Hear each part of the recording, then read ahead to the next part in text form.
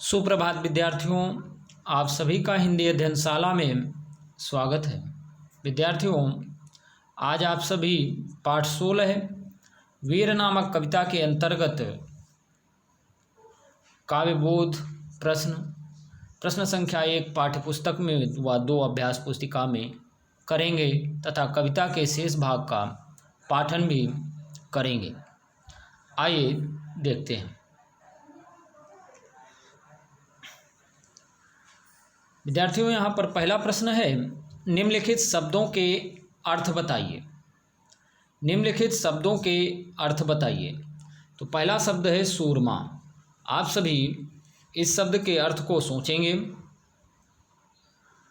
तो विद्यार्थियों, सूरमा का अर्थ है योद्धा। क्या अर्थ है? योद्धा। मग का अर्थ है मार्ग और विघ्नों का अर्थ है बाधाएं या मुसीबत। खम का अर्थ है निश्चय करना या ठानना। तो आप सभी इन शब्दों के अर्थों को समझ गए होंगे। तो विद्यार्थियों, अब देखना है सूरमा का अर्थ है योद्धा। योद्धा कैसे लिखते हैं आप यहाँ ध्यान से देखेंगे। यो आधा दा और धा में बड़ा की मात्रा, क्या हो गया? योद्धा। योद्धा इस तरह से लिखते हैं। अगला शब्द है विद्यार्थियों मग। मग का अर्थ है मार्ग। मार्ग किस तरह से लिखते हैं? ध्यान से देखेंगे। मार्ग, मार्ग माँ बनाएंगे और गा में रेफ रा लगा देंगे तो क्या हो जाएगा? ये मार्ग हो जाएगा। अगला शब्द है खम। खम का अर्थ है निश्चय करना या ठानना। तो निश्चय कैसे लिखते हैं? ध्यान से देखेंगे। निश्चय, तो ना में छोटी की मात्रा, नी आधा शा और चा इसके बाद या, इस तरह से निश्चय लिखना है। निश्चय आप सभी समझ गए होंगे। आइए आगे शब्दों को देखते हैं। इसके बाद है प्रखर। प्रखर का अर्थ है तीव्र और वर्तिका का अर्थ है बाती। तो तीव्र कैसे लिखते हैं? ध्यान से देखें। ता बनाएंगे, ता में बड़ी की मात्रा, और वा बनाएंगे, वा में नीचे रा। क्या हो गया? यह तीव्र। तीव्र इस तरह से लिखते हैं। अगला प्रश्न है विद्यार्थियों, कौन विपत्ति से दहल जाता है? आप सभी इस प्रश्न के उत्तर को सोचेंगे। विद्यार्थियों, इस प्रश्न का उत्तर होगा कायर विपत्ति से दहल जाता है। सूरमा की क्या विशेषता है? तो सूरमा की यह विशेषता है कि वह बाधाओं से विचलित नहीं होते और पल भर के लिए भी धीरज नहीं खोते तथा आई हुई समस्या का हल निकालते हैं। अगला प्रश्न है, मानव के जोर लगाने से क्या होता है? विद्यार्थियों, इस प्रश्न का उत्तर होगा मानव के जोर लगाने से पत्थर पानी बन जाता है। अर्थात मनुष्य की मेहनत करने से पत्थर पानी बन जाता है, अर्थात कठिन कार्य आसान हो जाता है। अगला प्रश्न है विद्यार्थियों, कविता का पाठन करेंगे और इसके बाद इसके अर्थ को समझेंगे। कविता है, सच है विपत्ति जब आती है कायरों को ही दहलाती है। सूरमा नहीं विचलित होते, क्षण एक नहीं धीरज खोते। विघ्नों को गले लगाते हैं, कांटों में राह बनाते हैं। इन पंक्तियों के माध्यम से कवि कहता है कि यह सच है कि जब विपत्ति या मुसीबत आती है तो उसे देख करके जो कायर हैं, जो डरपोक हैं, वह दहल जाते हैं अर्थात डर जाते हैं। लेकिन जो सूरमा हैं वह मुसीबत से को देख करके विचलित नहीं होते अर्थात परेशान नहीं होते हैं, घबराते नहीं हैं, क्षण एक नहीं धीरज खोते और पल भर के लिए भी धीरज नहीं छोड़ते अर्थात आई हुई मुसीबत को हल करते हैं। विद्यार्थियों, समस्या को देख करके समस्या से घबराना नहीं, बल्कि उस समस्या को समाधान ढूंढना चाहिए, क्योंकि अगर हम आज आई हुई समस्या को छोड़ देंगे तो वह समस्या एक ना एक दिन बड़ा रूप ले लेगी और फिर क्या होगा, वह समस्या हमें समाप्त कर देगी। ऐसी स्थिति में समस्या हमें समाप्त करे इससे पहले हमें उसे खत्म कर देना चाहिए। अगला आगे है विद्यार्थियों, विघ्नों को गले लगाते हैं, कांटों में राह बनाते हैं, है कौन विघ्न ऐसा जग में टिक सके आदमी के मग में। खम ठोक लेता है जब नर पर्वत के जाते पांव उखड़। विघ्नों को गले लगाते हैं अर्थात जो सूरमा होते हैं, जो सूरवीर होते हैं, वह विघ्नों को या बाधाओं को धैर्य के साथ, धीरज के साथ अपना लेते हैं और उन कांटों जैसी बाधाओं में भी स्वयं रास्ता बना लेते हैं। उन्हें किसी के सहारे की ज़रूरत नहीं होती। जो सूरवीर हैं, जो योद्धा हैं, वह स्वयं रास्ता बना लेते हैं। आगे कवि कह रहा है कौन विघ्न ऐसा जग में टिक सके आदमी के मग में। कवि कह रहा है इस संसार में, इस दुनिया में, इस जगत में, जग यानी संसार में, विघ्न माने बाधा या मुसीबत, इस संसार में ऐसी कोई भी बाधा या मुसीबत नहीं है जो मग माने रास्ते में, आदमी माने मनुष्य, जो मनुष्य के रास्ते को रोक सके। कवि कहता है कि इस संसार में ऐसी कोई भी मुसीबत या बाधा नहीं है जो सूरमा या सूरवीर के रास्ते को रोक सके। जब मनुष्य खम ठोक लेता है, जब नर पर्वत के जाते पांव उखड़, जब मनुष्य दृढ़ निश्चय कर लेता है, किसी काम को करने के लिए ठान लेता है और कड़ी मेहनत करता है, तो पर्वत जैसी जो बाधाएं हैं वह भी, उन पर्वत जैसी बाधाओं के समूहों के भी पैर उखड़ जाते हैं।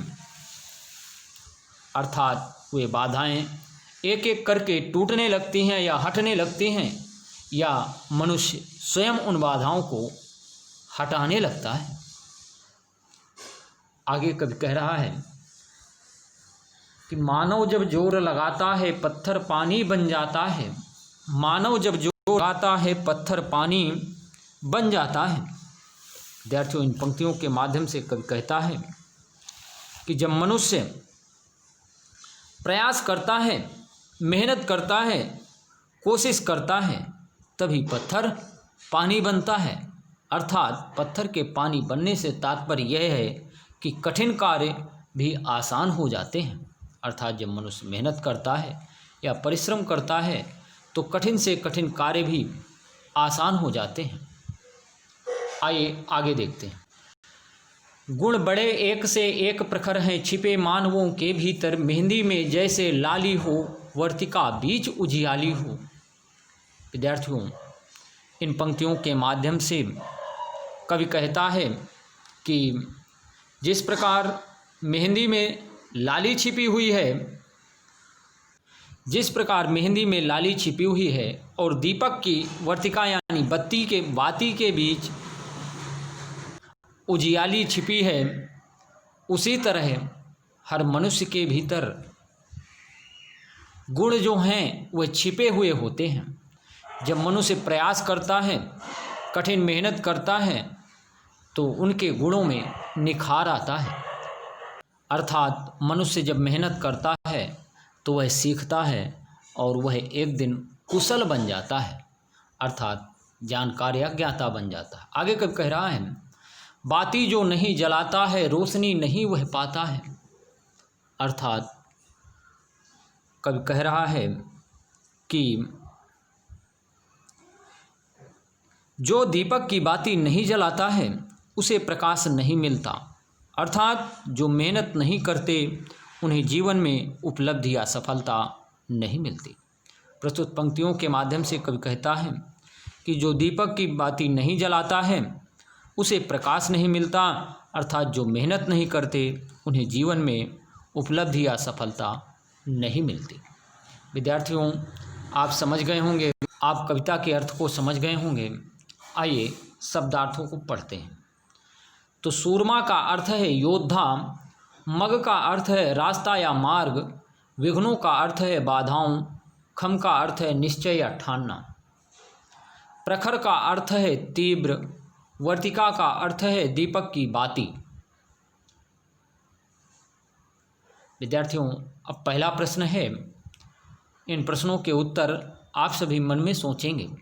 यदि आपका तथा मेरे द्वारा बताए गए उत्तर से अपने उत्तर का मिलान करेंगे, यदि आपका उत्तर गलत है तो आप सही उत्तर सीखेंगे और समझेंगे। पहला प्रश्न है, मानव में गुण किस प्रकार छिपे हुए हैं? मानव में गुण किस प्रकार छिपे हुए हैं? तो इस प्रश्न के उत्तर को आप सभी सोचेंगे। मानव में गुण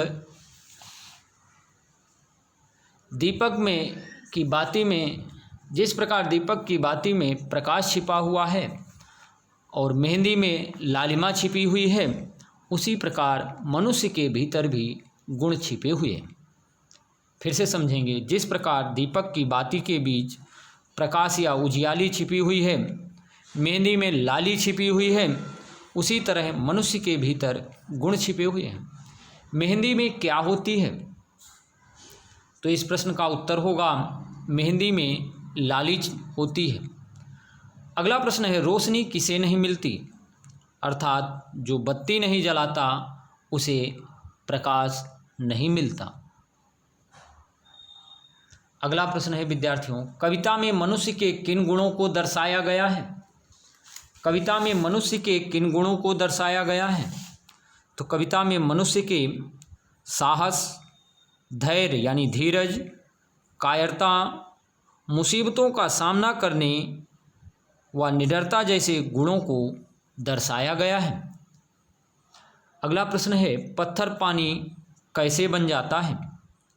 तो इस प्रश्न का उत्तर होगा, मनुष्य जब जोर लगाता है या मेहनत करता है तभी पत्थर पानी बन जाता है, अर्थात कठिन कार्य भी आसान हो जाता है। विद्यार्थियों, अगला प्रश्न है, विपत्ति आने पर बहादुर लोग क्या करते हैं? विपत्ति आने पर बहादुर लोग क्या करते हैं? तो इस प्रश्न का उत्तर होगा, विपत्ति आने पर बहादुर लोग क्या करते हैं? तो विद्यार्थियों, आप सभी इस प्रश्न के उत्तर को सोचेंगे। तो इस प्रश्न का उत्तर होगा, विपत्ति आने पर बहादुर लोग घबराते नहीं हैं, वे विपत्ति का धैर्य से मुकाबला करते हैं। वे कांटों में रास्ते बनाते हैं, कांटों जैसी बाधाओं में भी रास्ता बनाते हैं और परिश्रम करके सफलता प्राप्त करते हैं। विपत्ति आने पर बहादुर लोग घबराते नहीं हैं, वे विपत्ति का धैर्य से मुकाबला करते हैं, कांटों जैसी बाधाओं में भी रास्ता बनाते हैं और परिश्रम करके सफलता प्राप्त करते हैं। अगला प्रश्न है, वीर कविता किसने लिखी है? तो इस प्रश्न के उत्तर को आप सोचेंगे। आप सभी को मालूम भी है कि वीर नामक कविता रामधारी सिंह दिनकर जी ने लिखी है। इस कविता से आपको क्या सीख मिली?